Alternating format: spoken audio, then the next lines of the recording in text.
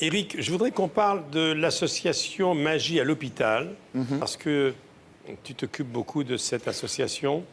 Tu présentes des numéros auprès des enfants malades, tu les aides à réaliser des rêves. Florence Fessa a fait un reportage là-dessus et t'a suivi. C'était dans un centre hospitalier régional à Orléans, auprès des enfants malades. Regardez. Alors là, nous sommes au sein du service hospitalier donc de l'hôpital d'Orléans. Au loin, on peut apercevoir un peu de matériel et surtout deux jeunes garçons, deux jeunes magiciens. Yo les mecs! Salut Eric! Salut Eric! Ça va? Gaël et Maxime. Voilà, bon, il y en a un des deux que j'aime pas beaucoup et l'autre, vraiment, je le déteste. Mais ça va, je vous adore les mecs! Excellent, vous êtes trop bons! Mais sans déconner, ils passent beaucoup de temps dans les services hospitaliers. C'est deux excellents magiciens et qui sont des professionnels de très bon niveau et qui vraiment offrent une partie de leur temps et de leur activité donc au service hospitalier au sein de l'association. L'association Magie à l'hôpital fait un temps de formation des magiciens. Il y a même une période d'essai où ils sont suivis par des magiciens anciens, expérimentés ou par Eric Fro, le directeur, et qui vont donc en effet comme ça noter les points justement sur la charte de qualité. On voit comment on réagit avec ce public-là qui est quand même un public différent des autres publics. Coraline, merci beaucoup ma chérie. La dernière chose que tu vas faire, tu vas dire stop quand tu veux. Stop. Trop tard. Tout petit peu plus vite, tout petit peu. Tu es prête? Oui. Attention. Stop. Non mais attends, dis-moi stop, dis-moi stop. Stop. Stop ici, vas-y ma chérie. Parfait. Alors là, ce que je vais faire, c'est que je ne vais pas tenter de retrouver cette carte grâce à mes organes doigtos que j'ai Avec entraînés. la langue.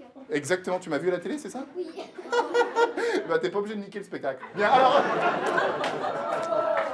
J'aime pas les enfants. Bien alors. Eric nous aide beaucoup dans son rôle de parrain pour ça, en venant dans les hôpitaux avec nous, comme il l'a fait, en invitant des enfants très souvent à ces spectacles, où ensuite il les rencontre dans les loges. Donc il parle de nous, il est là, présent, et puis il a toute une expérience, tout un vécu sur la magie à l'hôpital, qui est forcément très bon pour nous, et donc pour les enfants et leurs familles. Comment ça s'appelle? On intervient à ce jour dans 14 hôpitaux en France, soit directement dans les chambres, soit sous forme de spectacle dans les salles de jeu. Et donc, comme nous sommes en contact avec eux dans les chambres, nous les connaissons et nous réalisons leurs souhaits, nous réalisons leurs rêves, qui est de rencontrer des artistes, rencontrer des sportifs, ou bien de participer à des spectacles, nager avec les dauphins, enfin voilà, on réalise leurs souhaits. En tant que maman, ils m'ont vraiment aidée, comment je pourrais dire, lors des moments durs. En fait, ils ont toujours été présents et la dernière opération d'Andrea, Andrea a pris une mauvaise nouvelle. Elle ne voulait plus parler à personne. Ils sont venus nous voir et Andrea, du coup, a reparlé. La magie, ça fait rêver. Elle a oublié un petit moment et elle a recommencé à nous parler. Voilà. On pense à autre chose, on oublie un peu l'hôpital où on est. Enfin, ça nous booste à nous battre, en fait. On a envie de les voir à l'extérieur plutôt que Aussi, de rester ouais. dans les chambres, je pense. C'est ça? Oui. Ouais. Voilà le reportage de Florence Fessa, Magie à l'hôpital. Et au premier rang, devant les caméras de Richard Valverde, c'est le directeur fondateur de l'association, Eric Fro.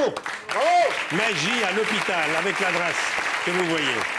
Merci beaucoup. Je peux juste dire deux, Oui. trois mots. Ça, en fait, ça fait depuis l'âge de 18 ans, donc ça fait presque 20 ans que je fais de la magie dans les hôpitaux. J'ai d'abord travaillé en gériatrie parce que je trouvais qu'il y avait très peu d'artistes en gériatrie.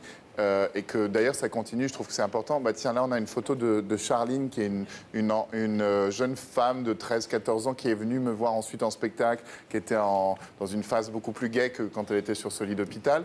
Et donc il y a tout un tas d'associations, dont l'association d'Eric.